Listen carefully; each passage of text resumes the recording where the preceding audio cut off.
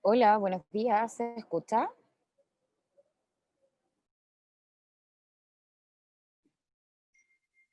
Hola, buenos días, ¿se escucha? Hola, buenos días. Sí, se escucha muy bien. Ya. Muchas gracias.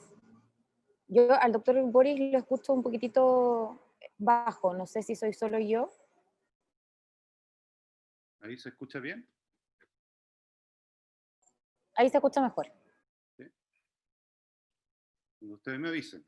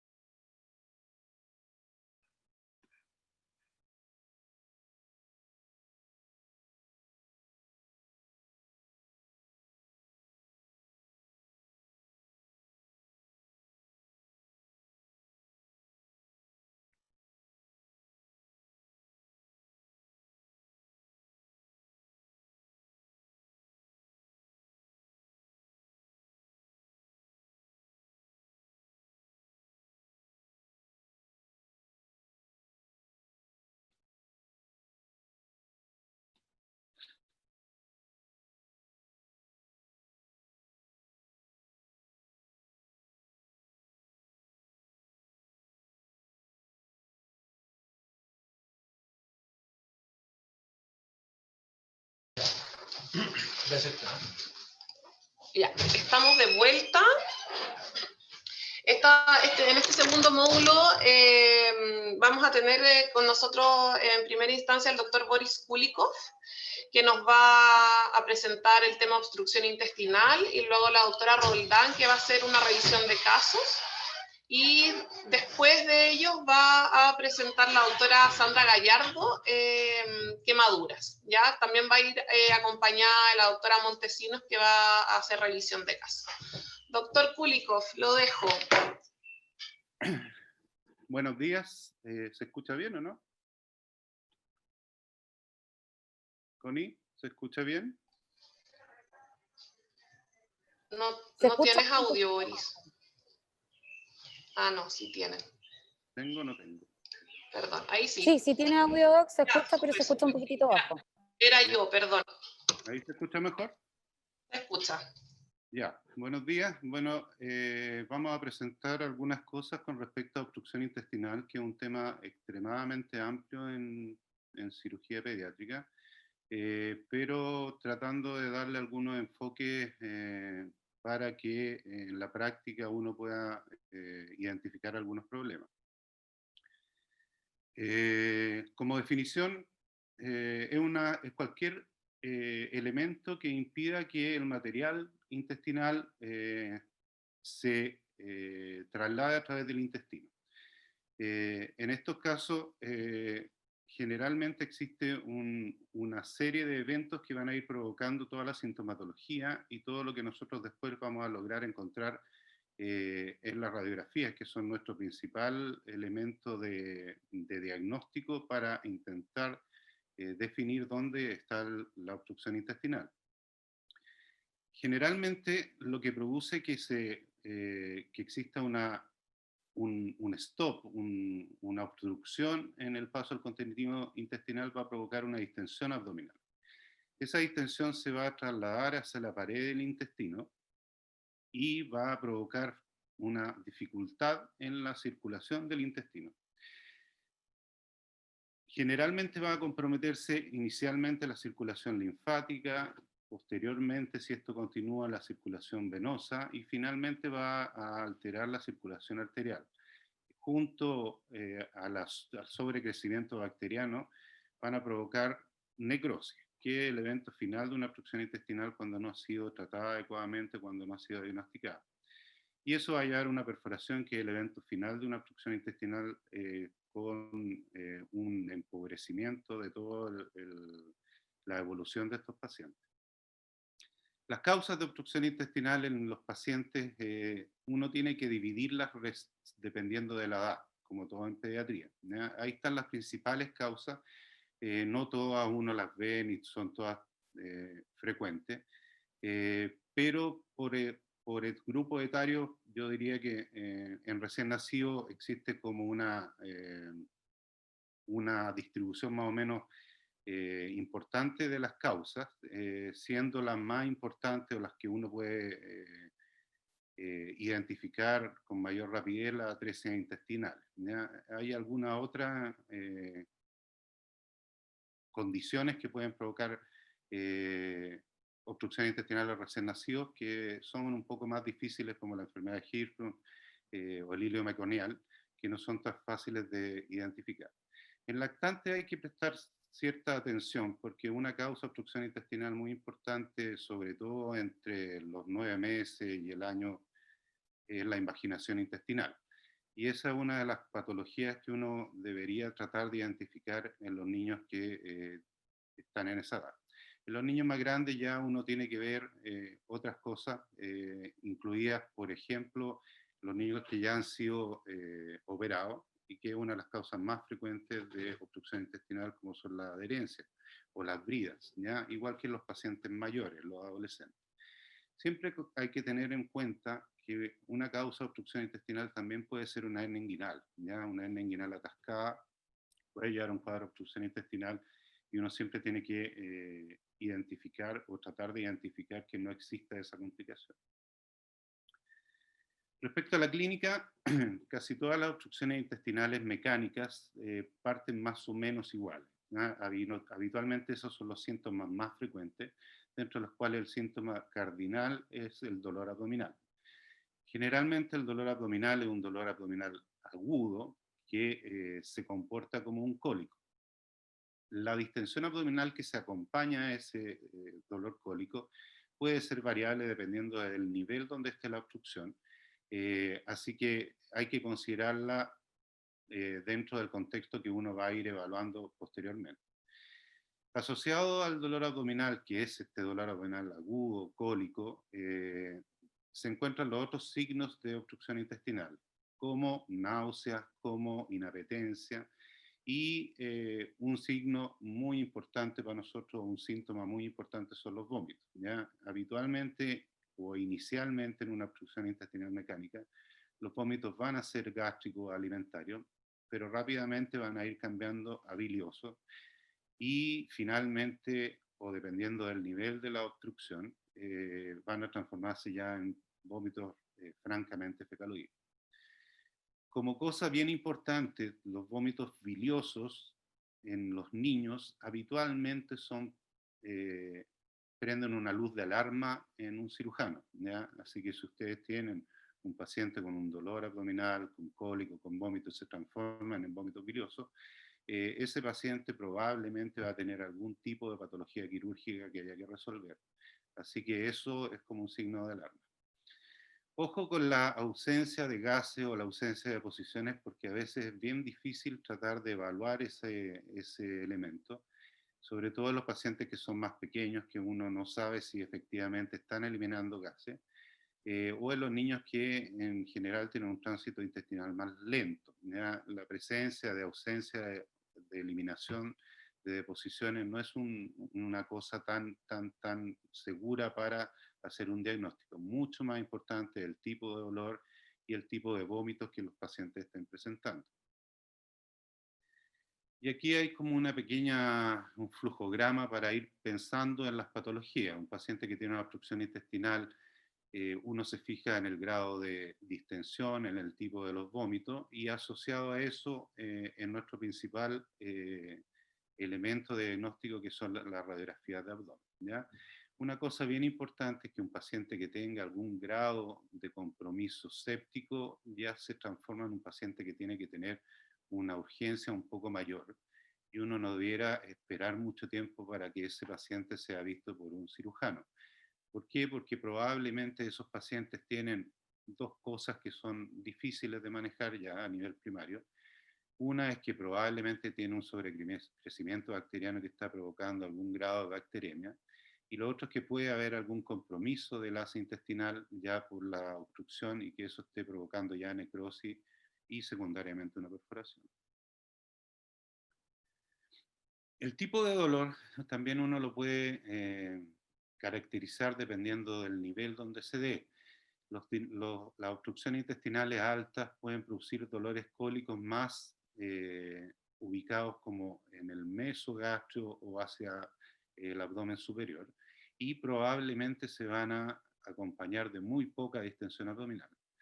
A medida que la obstrucción es más baja, el dolor cólico va a ser mayor porque el intestino está luchando contra esta obstrucción y eso es lo que está provocando el dolor. Y eso se va a ir acompañando ya con una distensión abdominal que va a ir aumentando dependiendo del nivel donde esté la obstrucción. Si es a nivel de ilion, va a ser bien distinta el grado de distensión a si es a nivel de colon distal. Mientras más distal sea la obstrucción, mayor distensión abdominal vamos a encontrar. Lo mismo que conversábamos delante, si es que existen fiebre o hay alteración de los parámetros infecciosos, o si un paciente que está inicialmente en buenas condiciones empieza con un compromiso general, con hipotensión, con mala perfusión, ojo, porque esos pacientes son derivables rápidamente, ya en los cuadros de vólvulos intestinales, que son bien poco frecuentes de ver en nuestros pacientes. Es un paciente que tiene dolor abdominal cólico, que está con vómitos biliosos y que súbitamente tiene un compromiso del estado general con hipotensión. Eso es una emergencia quirúrgica, ¿ya? Y esos pacientes no hay que dejárselo y derivarlo rápidamente. Los vómitos, dependiendo del nivel donde uno pueda obtener la obstrucción, van a ir variando, ¿ya? Como causa de obstrucción pueden haber cuerpos extraños que se alojan en el esófago, por ejemplo, las monedas, van a provocar una celorrea muy importante en los pacientes. Y eso uno lo va orientando de dónde podría estar.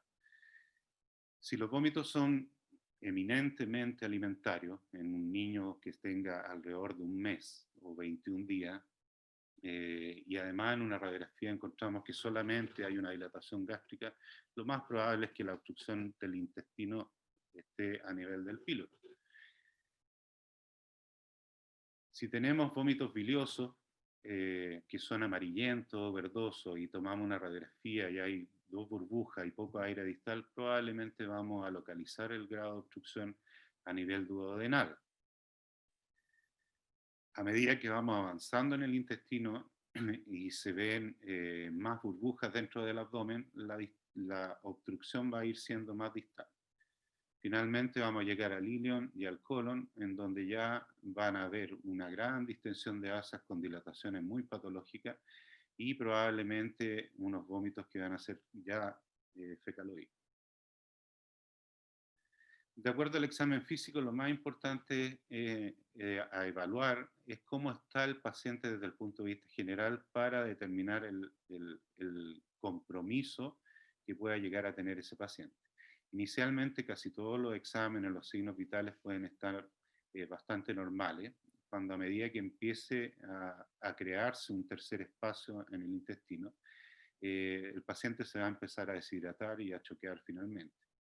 Ojo con la fiebre, porque la fiebre puede significar que hay algún compromiso ya de pared intestinal y eso lo hace mucho más urgente. Por lo tanto, lo que hay que identificar en el examen físico es básicamente cuál es el estado general y la urgencia que tiene ese paciente en ser derivado. Ojo que hay que mirar siempre si tienen cicatrices en los pacientes, los antecedentes quirúrgicos y si tienen masa, como lo conversábamos anteriormente, si que existen hernias inguinales que pueden ser una causa no diagnosticada de obstrucción intestinal por una hernia inguinal atascada. Obviamente, si hay signo de irritación peritoneal, quiere decir que estamos frente a un compromiso ya de un asa y que eso también lo hace de mayor importancia.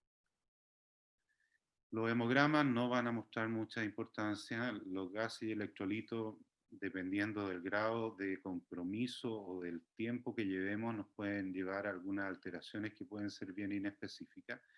En la estenosis hipertrófica del píloro existe esta alcalosis metabólica con hipocloremia, que se debe básicamente a la cantidad de vómitos gástricos que tienen los niños. La acidosis metabólica es un signo de mala perfusión intestinal que está augurando que el paciente pueda estar ya séptico o choqueado. La radiografía es nuestro principal elemento como para ir determinando en qué nivel puede estar nuestra obstrucción.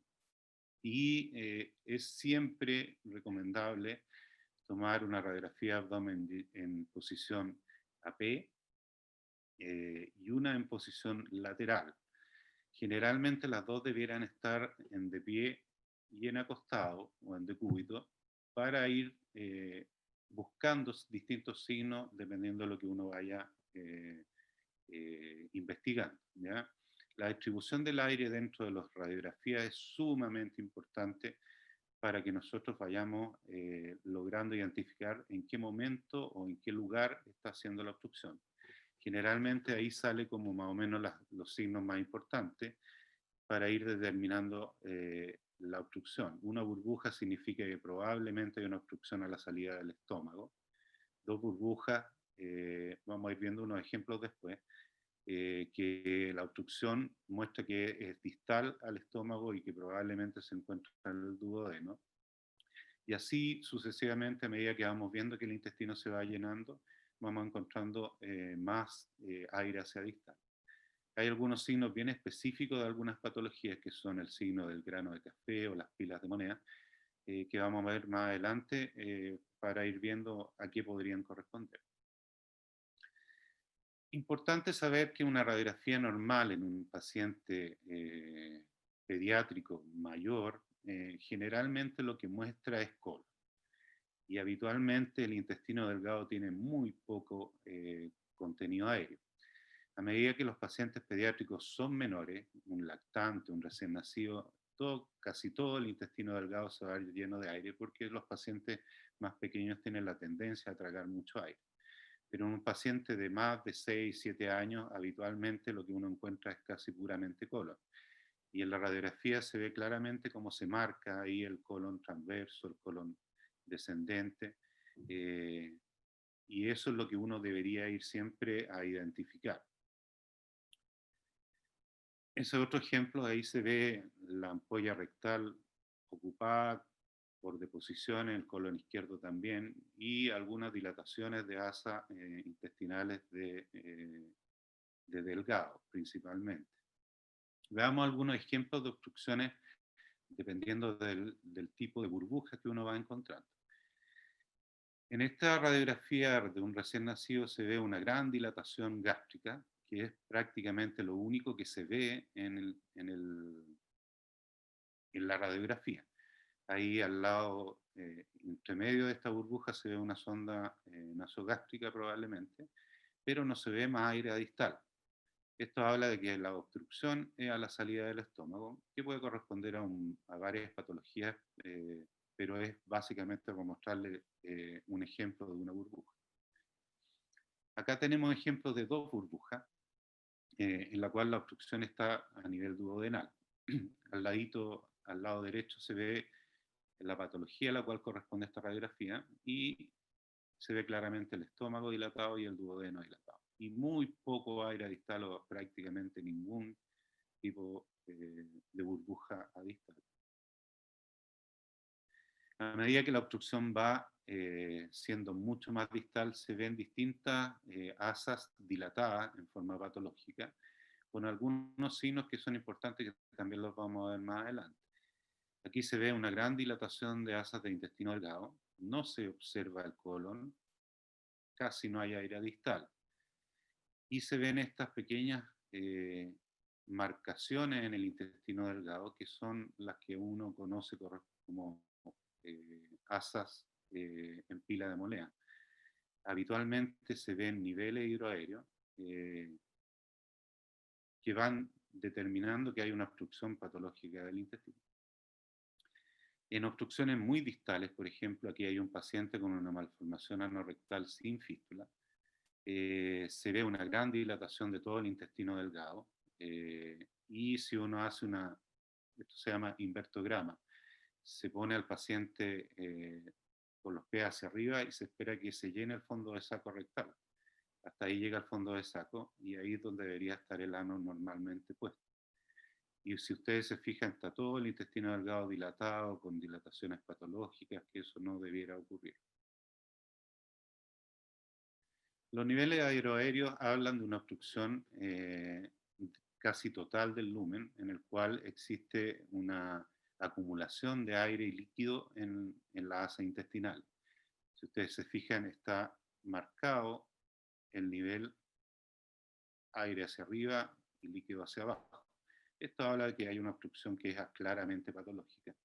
Lo mismo al otro lado se ven estas asas dilatadas con contenido aéreo y contenido líquido.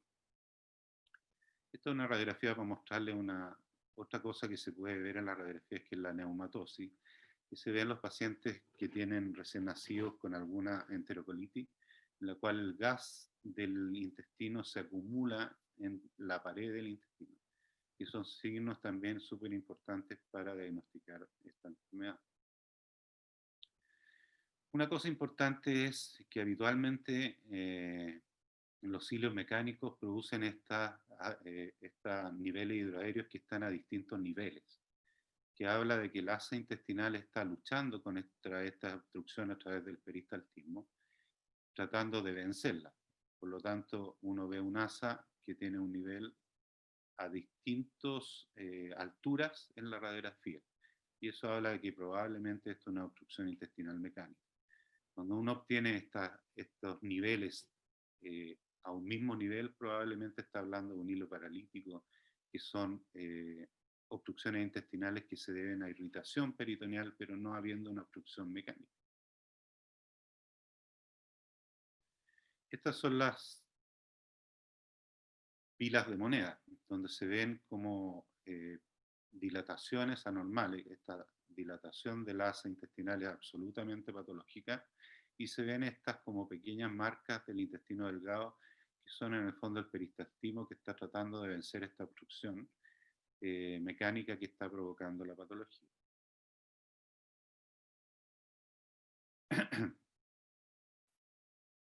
Finalmente, otra imagen de neumatosis que se ve ahí claramente, en la cual habla de que hay un contenido aéreo en la pared del intestino y que es propia de la enterocolitis necrotizante a los recién nacidos. Y si ustedes se fijan bien, también ahí hay aire en la vía biliar, y eso también es un signo de mal pronóstico en la enterocolitis.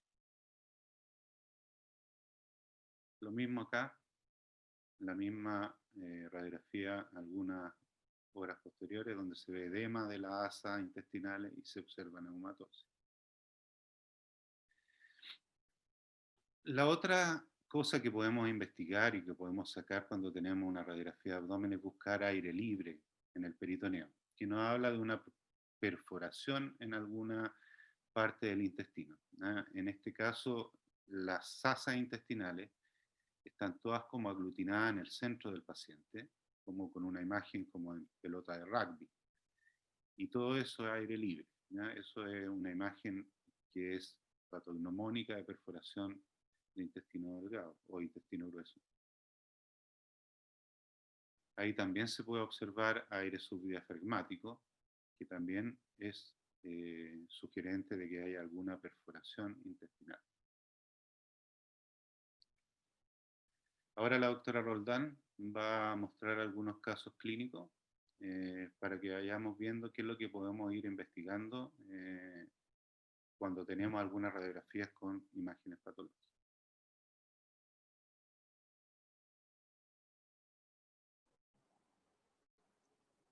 Hay un par de preguntas en el chat, no sé si prefiere que las respondamos ahora, antes de que pasemos a los casos clínicos, doctor. No sé, ¿qué es lo que dice la doctora Fernández?